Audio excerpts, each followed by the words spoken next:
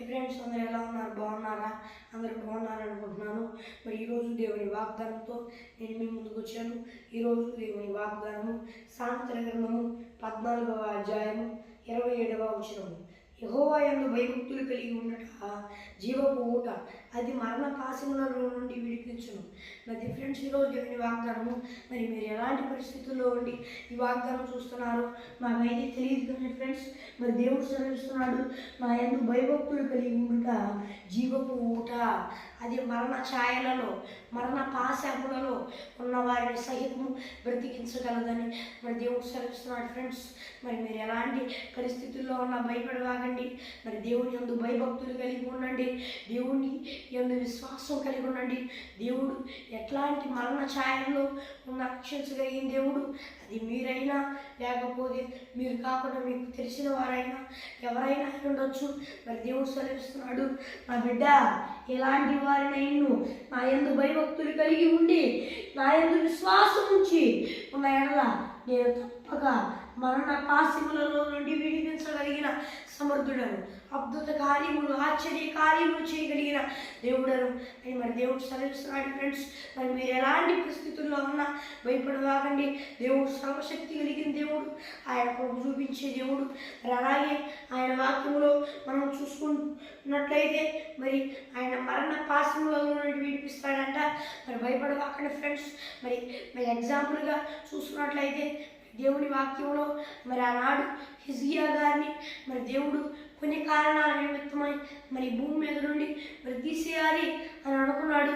మరి ఆ సమయంలో మరి హిజ్కియా గారితో మరి యెషయా ప్రవక్త గారితో ఆ మాటలు తీసేయాలనుకుంటున్నాను, హిజ్కియాని ఇంటిని చక్కపరుచుకోమని హిజ్కియాతో చెప్పినప్పుడు మరి హిజ్కియాతో యెషయా ప్రవక్త గారు చెప్పాడు.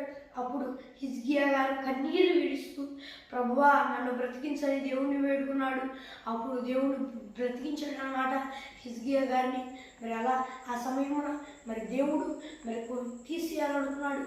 కానీ మరి దేవుడు మరి కరుణించాడు. ఎందుకంటే హిజ్కియా గారు ఎంతో దేవుని యందు భయభక్తులు కలిగి మరి ఆయన మందిరపు ఆవరణాలు మూసివేయబడి ఉంటే మరలా ఆయన మందిరపు తలుపులు తెరిచాడు. ఆయన ఇష్టానుసారంగా జీవించాడు. ఆయన ఎంతో భయభక్తులు కలిగి ఉన్నాడు. అలాంటి సమయాన మరి హిజ్కియా గారికి మరి దేవుడు కొన్ని కారణాల నిమిత్తం మరి తీసేయాలనుకున్నాడు. కానీ హిజ్కియా గారు, అయ్యా ఒక్కసారి జ్ఞాపకం చేసుకో, నన్ను కరుణించు, బ్రతికించని మరి దేవుడిని వేడుకున్నప్పుడు దేవుడు బ్రతికించాడు. మరి దేవుడు మీతో సెలవిస్తున్నాడు, ఆనాడు నా సేవకుడును యోధా రాజైన హిజ్కియాని నేను బ్రతికించాను. మరి ఆనాడు నేను తీసేయాలనుకున్నాను, కానీ నా ఉచితమైన కృపతో పాని అని బ్రతికించాను. ఈరోజు నేను నిన్ను తీసేయాలనుకోవడం లేదు, కానీ సాతాను గాడు నీకు అలాంటి పరిస్థితులు తెచ్చిపెట్టాడు. ఇప్పటికైనా నన్ను ఆశ్రయించు, నేను నిన్ను కరుణించగలిగిన సమర్థుడను. ఎందుకనగా సాతానుగాడు అది చేసినప్పుడు మరి నేను కరుణించుకుని ఉంటానా? ఆనాడు నేనే తీసేయాలి అని అనుకునే కారణాల నిమిత్తం కార్యక్రమం చూపించాను. ఈరోజు సాతానుగాడు నిన్ను ఇబ్బంది పెట్టి అలాంటి మరణ పాశాల గుండా నిన్ను తీసుకెళ్తున్నాడు, మరణ ఛాయల గుండా. కానీ నేను నిన్ను తీసుకెళ్ళాలనుకోవట్లా, నీ జీవితాన్ని అద్భుతంగా మార్చాలనుకుంటున్నాను. ఇప్పటికైనా నా మాట విను నా బిడ్డ, ఇప్పటికైనా నా వైపు తిరిగి, అయ్యా నన్ను కరుణించు, నన్ను రక్షించని నా యందు నమ్మకం ఉంచి భయభక్తులు కలిగి ఉండు, నన్ను నమ్ము, నా ప్రభువు బ్రతికించగలిగిన సమర్థుడు అని. అప్పుడు నేను తప్పకుండా నిన్ను బ్రతికించగలిగిను, నేను నిన్ను బ్రతికించగలను అని మరి దేవుడు సెలవిస్తున్నాడు. ఫ్రెండ్స్, మరి మీరు ఎలాంటి పరిస్థితుల్లో ఉండి వాగ్దానం చూస్తున్నారో నాకు తెలియదు. మరి భయపడమాకండి ఫ్రెండ్స్. ఒకవేళ అది మీరు చేసిన తప్పే అయి ఉండొచ్చు, దానికి శిక్ష మీరే అనుభవించాల్సింది అయి ఉండొచ్చు, కానీ ఆయన కృపతో మిమ్మల్ని బ్రతికిస్తాడు. మరి ఎగ్జాంపుల్గా చూసుకున్నట్లయితే మరి ఆనాడు దావీదు గారు మరి బెత్షెబా గారితో మరి పాపం చేశాడు, అది తప్పు. సమయాన మరి ఆయనే మరి చనిపోవాలి, మరి దేవుని ధర్మశాస్త్రం ప్రకారం. కానీ కృపతో దావీదు గారి విషయమై ఎంతో కార్యాలు చేయాలనుకున్నాడు. మరి అలాగే ఆయన వంశంలో నుండి మరి సొలొమోను సొలొమోను గారిని తీసుకొచ్చి మరి గొప్ప రాజుగా చేయాలనుకున్నాడు. మరి దాంట్లో నుండి యేసుక్రీస్తు ప్రభువారు ఈ భూమి మీదకి మనుషునిగా మరి రావాలి అని ఆశించాడు.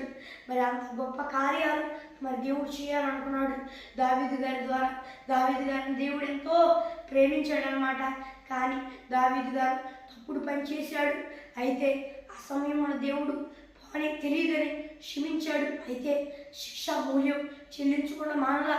మరి అయితే మరి తనకి మరి ఆ బెత్షెబా గారికి పాపంతో పుట్టిన ఆ బిడ్డ మరణించాడు.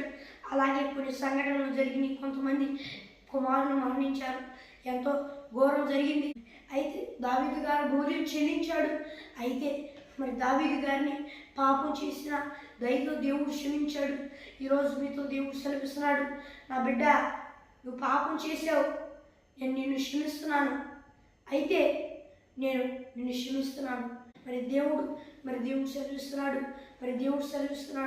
మీ శిక్షను నేను సంపూర్తిగా కొట్టివేశాను అని మరి దేవుడు సెలవిస్తున్నాడు. ఫ్రెండ్స్, మరి మీ ప్రాణాన్ని కాపాడుతానని కూడా మరి దేవుడు సెలవిస్తున్నాడు. మరి అయితే మరి దేవుడు సెలవిస్తున్నాడు ఫ్రెండ్స్, మరి భౌతికంగా కొన్ని ఇబ్బందులు జరగవచ్చేమో నా బిడ్డ, కానీ నీ ప్రాణం మాత్రం కాదు. ఒకవేళ నువ్వు చేసిన తప్పుడు పనికి జైల్లో వేయాల్సిన పరిస్థితులు రావచ్చేమో, కానీ దాని నుండి కూడా నేను నిన్ను విడిపించగలిగిన సమర్థుడను. అయితే నా బిడ్డ, నీ దగ్గరకు ప్రాణహాని నేను రాకుండా కాపాడుతానని మరి దేవుడు సెలవిస్తున్నాడు. ఫ్రెండ్స్, మరి ఎలాంటి మరణ పాశాల్లో ఉన్నా విడిపిస్తానని దేవుడు సెలవిస్తున్నాడు. మరి మీరు ఎలాంటి పరిస్థితుల్లో ఉన్నా భయపడమాకండి ఫ్రెండ్స్. మరి ఇది ఫ్రెండ్స్ ఈరోజు దేవుని వాగ్దానం. మరి చిన్న ప్రార్థన చేసుకున్నాం ఫ్రెండ్స్. మరి దేవా, ఈరోజు దేవుని వాగ్దానం ద్వారా నేను ఈ వాగ్దానం ద్వారా సూటిగా మాట్లాడావు. స్తోత్రం ప్రభు. వాళ్ళని బట్టి మరి వాగ్దానం చూస్తున్న వారందరి చేతిపైన ఆశీర్వదించయ్యా. మరి దేవా యేసయ్యా, మరి భూలోకంలో ఉన్న వారందరూ, అలాగే వాగ్దానం చూస్తున్న వారందరూ నిన్ను నమ్ముకొని బాప్తీసం తీసుకొని మరి దేవా యేసయ్యా మారుమనసు పశ్చాత్తాపం పొందుకొని రక్షణ పొందుకోవాలి ప్రభు. రక్షణ పొందుకోవడం కూడా దారి తప్పితే మరలా మారుమనసు పశ్చాత్తాపం పొందుకొని రక్షణ పొందుకోవాలయ్యా. నువ్వే నీ కృప చూపించమని వేడుకుంటూ యేసుక్రీస్తు నామములో అడుగుచున్నాను దేవా, నా దేవల్లో మన నామందరమే. మరి ఫ్రెండ్స్, ఈరోజు ఏమైనా వాగ్దానం, మరి ఎన్నో సైతాన్ని ఆటంకం వస్తున్నాయి. మరి అందరి పరిచర్య కొరకు ప్రార్థించండి. మరి చిన్న ప్రార్థన చేద్దాం. ప్రభువా, ఎన్నో సాతాన ఆటంకాలు వస్తున్నాయి, వాటిని లయపరచు. మరి సరైన మార్గంలో సరైన అడుగులు వేపించి నడిపించు మమ్మల్ని యేసు నామములో అడుగుచున్నాను, నా దేవల్లో మన నామందరమే. మరి ఇది ఫ్రెండ్స్ ఈరోజు దేవుని వాగ్దానము. మరి అందరూ ప్రార్థించండి పరిచర్య కొరకు. మరి ఎంతగానో ఎండలు ఉన్నవి, మరి ప్రార్థిద్దాం వారి కొరకు. దేవా యేసయ్యా, వాడి దెబ్బలు కొట్టి ఎంతోమంది ఇబ్బంది పడుతున్నారు, వారికి నీ కృప చూపించు. యేసునామమున నడుచున్నాను, నా ప్రేమలో ముందు నా అందరమే. మరి ఫ్రెండ్స్ ఈరోజు దేవుని వాగ్దానము. మరి అందరూ ప్రార్థించండి పరిచర్య కొరకు. దేవుడు సాతాను శోధనలు లయపరచును గాక. యేసునామములో ఆమేన్. దేవుడి నామానికి స్తోత్రం కలుగును గాక.